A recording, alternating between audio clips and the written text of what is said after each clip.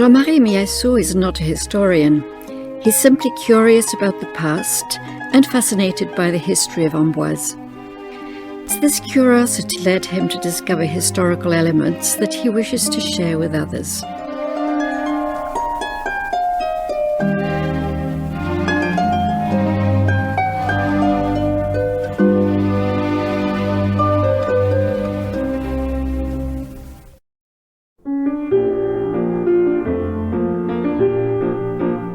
If you're interested to know how Amboise looked at the beginning of the 20th century, simply take a look at the numerous postcards that show the town as it was around 1900. Take this view of the railway station. Little has changed between its inauguration on the 2nd of April 1846 and today, apart from people's attire and the vehicles.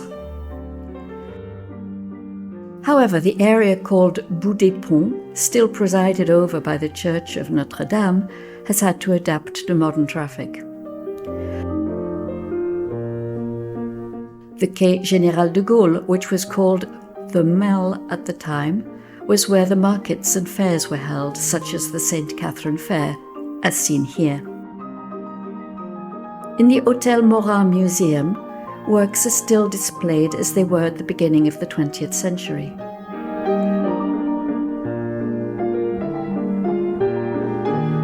From the Place Michel Debray, then called Place du Château, runs Rue Victor Hugo. It used to begin by the tobacconist's shop.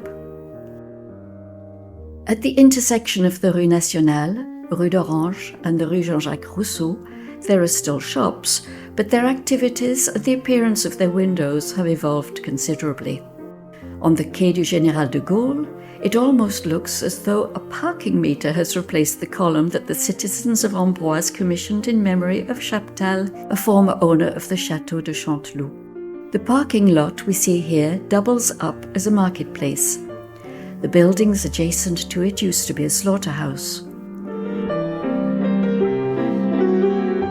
At the intersection of Rue Nationale with Rue Chaptal and Rue Voltaire, you could once see the chimney of the Doumet tannery.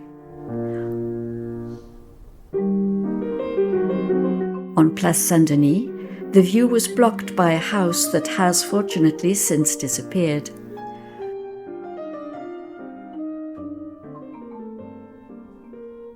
Modern buildings have replaced the former Charles Gounod High School on Place Richelieu, but the porch is still intact. Finally, looking up from the Rue Victor Hugo, the clear view we now have the chapel was once obstructed by a woody bank.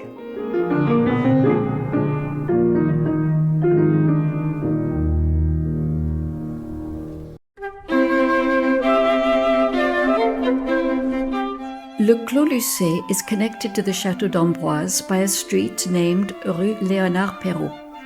The story of this entrepreneur from Amboise, born in 1750, has a surprising twist, although we cannot exclude that it contains a part of legend.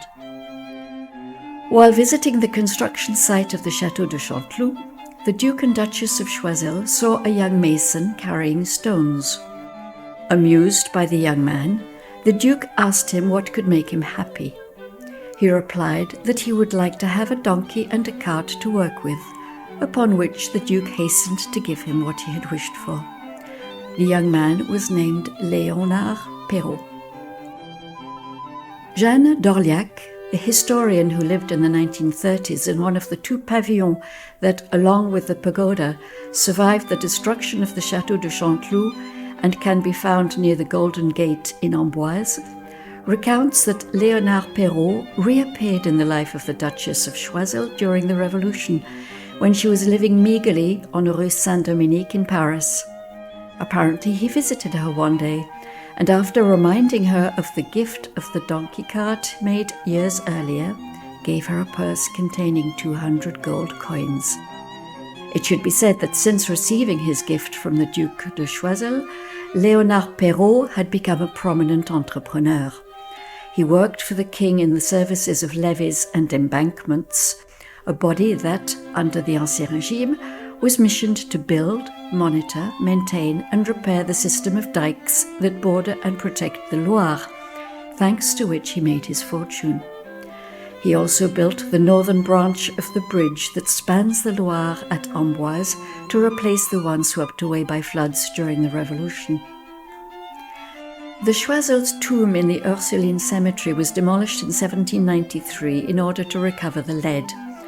An individual had dismantled the marble panels, and in 1802, the préfet of the time, Pomerol, wanted to incorporate them in the Tours Museum. Léonard Perrault offered to restore the Duke's tomb at his own expense in less than a month, on condition that, at his death, he would be buried next to the Duke. Once again, his wish was fulfilled. He had 18 children, and over 300 people in the region are his descendants.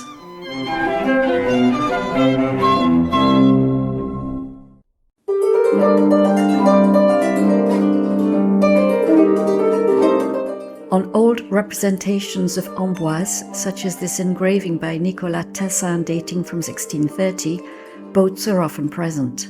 Unsurprisingly, before the arrival of the railway, the Loire was an important means of transport.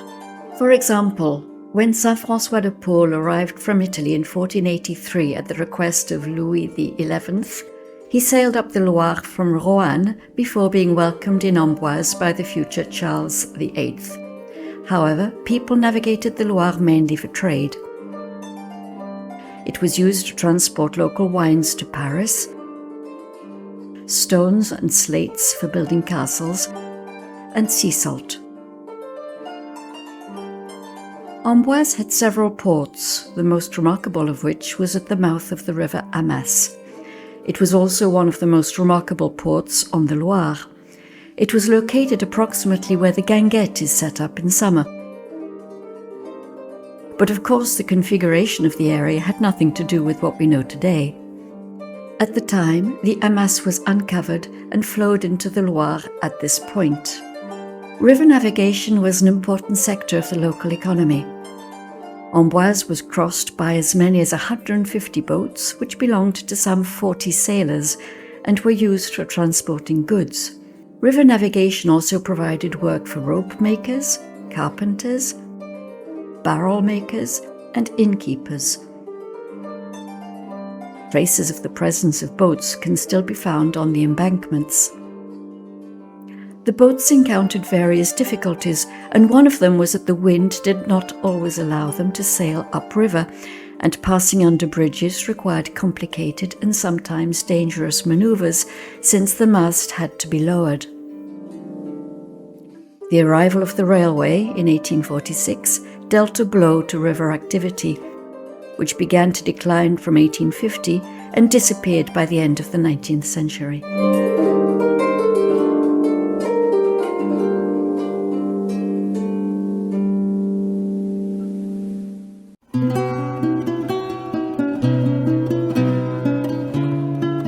The notoriety of the Saint-Hubert chapel is largely due to the tomb of Léonard de Vinci that it houses.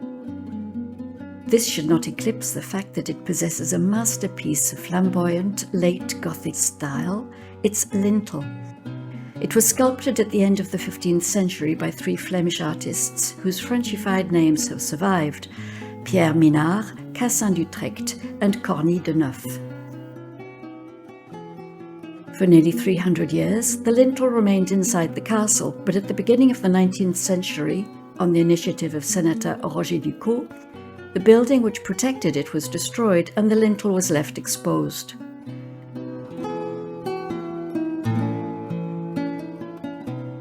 The soft local stone called tuffeau, used for the lintel, started to deteriorate as soon as it was exposed to the elements. In 1880, a photographer from Blois, Séraphin Meusemont, took a detailed photograph of the lintel. Since then, the sculpture continued to deteriorate, as seen here in 2020. The restoration of the chapel, which began in 2022, provided the opportunity to undertake significant work to try to restore the lintel and bring it more in line with its supposed 15th century appearance. Entrusted to the sculptor Yannick Kocher and the restorer Sébastien Brunner, the result of this restoration is spectacular. In addition to the fresh new look of the lintel, 4 significant modifications are worthy of mention. In the niche, next to Saint Christopher, stands a hermit. Already in 1880 he had nothing in his hands, and by 2022 he'd even lost his hands. Several iconographic representations of the saint show him next to a hermit holding a lantern. Those responsible for the restoration, including Etienne Barthélemy, Chief Architect of Historical Monuments, in accordance with the Regional Directorate of Cultural Affairs, decided to reinstate a lantern in the hermit's hands, considering that it was very probably present when the lintel was created. This type of decision stems from the fact that, in such situations, the original artistic intent is always sought. The infant Jesus on St. Christopher's shoulders was decapitated in June 1940 by a shell during the Battle of the Loire, as the sandbag reinforcements that were supposed to protect it had been dismantled by soldiers. In 1955, the infant Jesus was replaced by a sculpture that was not made of tufu, and a new sculpture was installed. In 1880, St. Christopher was leaning on a vertical staff, but by 2022 it had disappeared. The existence of a hole in the ground left to the saint, as well as a possible desire for symmetry with St. Hubert's sword sheath in the lintel's design, led the restoration team to believe that originally it must have been inclined. Accordingly, the new staff was slanted.